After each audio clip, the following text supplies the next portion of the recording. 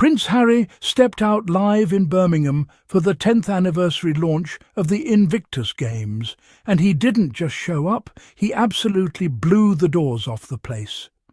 He sat down for a raw, unscripted live interview that completely shattered every single lie the toxic British tabloid press has spent the last 5 years trying to fabricate.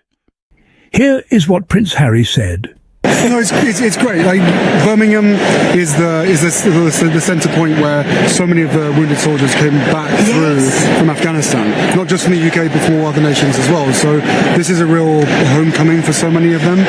With the Birmingham Hospital, Queen Elizabeth Hospital, just all of it. It's quite a moving return for these guys. One of our guys who works at the foundation, Josh, went back and found his clinician who literally saved his life. Wow. He hadn't been back for 13 or 15 years. So it's being here back in Birmingham means a hell of a lot to most of these guys. I've been speaking to a lot of people actually, and their stories are just incredible, and all of them say we love Birmingham, we absolutely love it. Was that before or after you did the laser run? It was before. And then I did the laser. Thank you. I did actually do the whole thing. I did cheat a little bit, sorry. I didn't tell you, but it's fine. No, I know. We've got to talk about the fact that I am speaking to so many of these people. Are there any stories that have resonated with you when you speak to these veterans? I mean, there's thousands of stories. Yeah. You know what, to me, the ones that always stand out are Ukraine. So for me right now, you asking me that question, the team manager from Ukraine, we've got all the team managers over here right now doing a recce for the games. Yeah. And the team manager just came over and she gave me the research of what Invictus has done for Ukrainian veterans and the military service, as well as civil society. And it's like this big. Wow. And I'm like, and I'm so grateful that we managed to get Ukraine as part of the Invictus community before this war started, because it's much harder to bring everything in and change perceptions for those that were wounded, injured and sick after the fact. But they've been with us for 10 years. So now you go to Ukraine and instead of wounded people being sort of pushed to one side, which in so many societies around the world that happens, they are treated as absolute gods, and as so heroes. they should be. And so they should be. Yeah. I mean, it's absolutely unbelievable when you look at it. Why do you think the games has captured people's hearts so much? What do you think it is? The essence of it? Look, it is literally overcoming adversity, and I think that no matter who you are, where you are, whatever you've come up against, you can see those guys, one leg, no legs, no arm, whatever that's going on with the invisible injuries as well. There's just a huge amount of respect, hope, but also admiration and inspiration, because no matter who you are, whether you've been lying on the couch with a broken back or whatever injury or illness that you've had, you look at these guys and go, well, if they can do it, I can bloody well do it as well. Yeah. And I think that's the mentality. And again, look, for all the military training that everybody has, there's resilience in every single one of us. So true. And I think that when you're really up against it, how you decide to use that trauma, that experience, or that loss, how you use that to really grow that resilience in yourself, I think that's where people can connect to it. And now more than ever, we need to grow the national resilience here in the UK, but also around the world. Harry, you speak so eloquently. It's so lovely to I love your appearance, by the way. Oh, thank you, babe. Thank you. Can you trace your inspiration back to a moment when, in the past? When did you feel inspired? Where did that moment come from? In summary, I've talked about this for many years, so I don't want to bore people who know this already. 2008. You do realise we're never bored by you, mate. Okay, all right, that's great. Never bored by you. We love to hear No one's ever bored by you. By the way, my kids love Junior Bake Off. Oh, stop it! Absolutely love it. And I love it as well. Come and do the show. It's far better than the grown-up version. What was the question? I was saying, can you trace that moment? So back to 2008, coming back on a plane from Afghanistan after a 10-week deployment. And as we took off, everybody else was coming back on R&R. So the feeling on the plane was more celebratory. For me, I'd been pulled out of Afghanistan. I was pretty miserable. And as we took off, the curtain in front of me opened, and 3 British soldiers, all in induced comas, were lying on hospital beds in front of me. And once the plane took off, I went forward, had a chat to the doctor, and he told me each of their stories. One of the guys was holding a test tube with shrapnel that had been taken out of his neck and his head, holding that in his hand. And I thought, wow, this is the kind of stuff that so many people don't see and don't know that it's happening. Yeah. And that that was at the same time that Ross Kemp was started to do all of his documentaries as well, to bring the reality of the war, which it was, which no one was really talking about as a war, to people's couches, to people's sofas, to say this is actually what our blokes, this is what our guys and girls are really going through. That then led to 2013, the Warrior Games in America, in Colorado Springs, in the middle of nowhere, on an air base, and that was sport literally rehabilitating the soul and the mind and the body. And I was like, we need to make this thing international. Oh, you must, honestly, your kids and Megan must be so proud of you. Yeah. Do they tell you every day? They don't tell me every day that they're proud of me, but yeah, I'm proud of them, they're proud of me. I love my family. Well, I've got to say, I know you love me because you keep imitating me. What was that all about at the Stephen Colbert show? What was that all about? They found out that I am one of your secret admirers and that I follow your every move. So they said, who do you want to imitate? I said, obviously, Alison. Oh, thanks, so we did that. you. By the way, it was a huge hit. It was? It was a huge hit. We need to do another one before you go. We'll do another one. And obviously, I live in Birmingham. Are you going to come round with some ackee that and wasn't saltfish? obvious, but all right. I know my voice has changed and it's a lot more similar to yours. But would you be coming to my house today or a little bit later? You're invited me to your house? What for? A minimum of ackee and saltfish. Okay. I've cooked it today. All right. And some soccer as well. Some football, sorry. Are you going to watch? Football, not soccer. You can watch it at my house. Maybe. Let's do it. No. Invite all There's these no guys as well. maybe. You're all welcome. We're all welcome? You're all welcome. All right, let me think about it. Let's have a think about it. I'll go and get everything ready in the house. A little tidy up. Okay. Bleach the toilet. Why does it need tidy up? Yeah? Maybe a little bit. I'll bleach your toilet. Would for you? Yeah, Oh, bless you. For you, anything. Can I come to the Invictus Games next year as well? Of course you have I'll to. bring my son and I'll be everything. disappointed if you won't come. It's so lovely to see you. Nice to see you as well. Oh. Thank you. I'll see you later. I know you've got loads to do today. No worries. I'll let you go. Guys. Cheers. Bye. Squaddies, I need you to sit with this image for a second.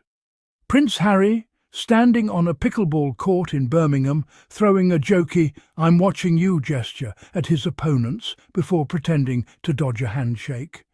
Laughing, loose, at home. Now compare that to the headlines that were circling him just days before he landed. Security disputes. A missed deadline for a Buckingham Palace room. Palace sourcing, anonymous quotes, speculation about whether he'd even show up warm. And then he shows up, and within an hour he's crashing into opponents on a wheelchair rugby court, giggling, scoring tries, and telling a national television host that his kids loved her in Bake Off. That gap between the story they wrote about him before he landed and the story he actually gave them once he did is why this channel exists. So let's talk about what actually happened when Harry touched down in Birmingham for the one-year countdown to Invictus Games 2027, and why the difference between the coverage and the reality should make every single one of his critics extremely uncomfortable. This wasn't a small moment. Harry was in Birmingham to mark exactly 1 year until the Invictus Games returns to the UK for the first time since the very first Games in London back in 2014. 13 years later, the tournament he built from scratch is coming home, to a city he specifically chose, and he arrived at the National Exhibition Centre ready to play. Not pose, play. He tried pickleball, one of the new sports being introduced for Birmingham 2027. He played wheelchair rugby alongside TV presenter Ade Adepitan, racing around the court and crashing into opponents with what witnesses described as genuine, unguarded laughter. His old Invictus competitor and friend Dave Henson was there too. This is a man who didn't need to be told how to act around this community, because it's his community. He built it, and a special train, nicknamed the Spirit of Invictus, was even launched the day before to mark the countdown. This is the kind of granular, ground-level commitment that never makes it into the headlines that only want to talk about hotel rooms and security committees. Here's where I want you to actually listen to his words, because they get buried under every single security row headline. Speaking to future competitors, Harry said this: "1 year from today, the world will come here to the great city of Birmingham for the Invictus Games 2027. To bring the Games back to the UK, 13 years after London 2014, feels incredibly special. Not just because this is where the Invictus journey first began, but because Britain has always understood the importance of service, resilience, and standing together when it matters most." Read that again. This is a man who, according to certain corners of the UK press, supposedly turned his back on Britain. And yet here he is on British soil, telling a room full of veterans that Britain understands service and resilience better than almost anywhere. That's not the language of someone who abandoned his country. That's the language of someone who still believes in it enough to keep bringing his life's work back to it. He went further, talking directly about the state of the world right now. The world has a lot of troubles, but when it comes to national resilience, let's use this moment, the next 365 days, to lean on and learn from the Invictus community. Think about that for a second. This is a man using a global platform, on the record, to tell an entire nation that resilience needs to be treated as a shared priority. If a working royal had said that line, it's the splash on every front page the next morning. Because it was Harry, you had to actually go looking for it. Now, let's get to the moment that's actually been cutting through, the one your algorithm has probably already shown you a dozen times this week. Harry sat down with Alison Hammond for ITV's This Morning, live, unscripted, no Palace-approved talking points, no chance to workshop a single answer. And what came out of it wasn't guarded. It wasn't cold, it wasn't image-obsessed, which is the exact word the tabloid machine loves to throw at him. It was warm. Harry told her directly, "By the way, my kids loved you in the bake-off. Absolutely love it. I love it as well." That's not a man performing for cameras. That's a man being a dad, mid-interview, unprompted. Then Alison asked him the question that mattered most, the one that gets spun into 100 different dysfunction narratives every single week by the royal rota.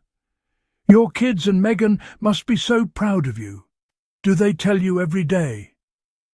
Harry's answer, word for word: "They don't tell me every day that they're proud of me, but yeah, I'm proud of them. They're proud of me. I love my family." That's it. That's the whole quote. No tension, no distance, no hidden meaning for the derangers to dig for. Just a man answering an honest question honestly, live, with no room to rehearse it. And I want you to notice something. This was the only time his kids or Meghan came up during the entire visit. Meghan wasn't there. This was Harry's trip, his work, his community, and instead of that absence being spun into some manufactured riff story, what we got was a genuinely tender, boring, normal answer about a family that loves each other. Boring doesn't sell papers. So watch how little coverage that quote actually got compared to the security headlines running the same week. Harry didn't stop at the pleasantries either. He talked about what Invictus actually is at its foundation. At the heart of Invictus are the competitors, remarkable men and women who have served their countries and who continue to show us what courage really looks like. And then he tied it to something bigger. That resilience in this community, in every individual that turns up to the Invictus Games, all those people that have served our 26 nations, is something that every community in this country and every community around the world can take some strength from. 26 nations. Think about the logistics, the diplomacy, the sheer institutional weight of building something that pulls wounded service members from 26 different countries into one shared community of recovery. That's not a hobby. That's not a side project he dips into for a photo call twice a year. That is a decade plus of sustained, deliberate institution building, and he was standing in the middle of it, in a polo shirt, cracking jokes about pickleball. Here's the part I really want you to sit with, squaddies, because it's the whole thesis of this channel. In the exact same window of time that Harry was doing this, playing wheelchair rugby, remembering his competitors by name, giving genuinely warm live television, the story dominating the headlines about him was about a missed deadline to stay at Buckingham Palace and the ongoing Ravex security dispute grinding through its legal process. One story is administrative, filtered through anonymous palace sourcing, full of implication and no named accountability. The other is Harry, unfiltered, in real time, answering questions he couldn't prepare for. One of those two versions of Harry actually exists in the room. The other one only exists in print. And I think if you strip away every bit of narrative baggage the UK tabloid machine has spent years building around him, and you just watch the footage, the pickleball, the wheelchair rugby, the bake-off joke, the answer about his family, what you're left with is somebody almost aggressively normal, likeable, present, comfortable in his own skin. That's the actual receipts, not the anonymous quote about a hotel room, the footage. So here's where I land on this one. Whatever you think about the accommodation situation, whatever you think about where the Ravec case goes next, watch this visit and ask yourself honestly whether this looks like a man disengaged from Britain, disengaged from service, coasting on privilege in California. Because I don't see that. I see a man who built a movement that now spans 26 nations, who came back to the exact city that will host his tournament next summer, who gave a national television audience an honest, funny, completely unguarded hour of himself, and who still, after everything, lights up the second he's back with the community that started it all. Now I want to hear from you. Do you think this kind of coverage gets buried under the security and accommodation disputes on purpose? Does Harry's resilience message land differently for you, given everything happening in the world right now? And honestly, even a little, did this visit change how you see him? Drop it in the comments. I read every single one. If this resonated with you, hit like, share it with a fellow squaddie, and if you're not subscribed yet, now's the time. This channel exists to give you the full picture, not the 4-paragraph version buried below the fold. Subscribe, turn on notifications, and I'll see you in the next one.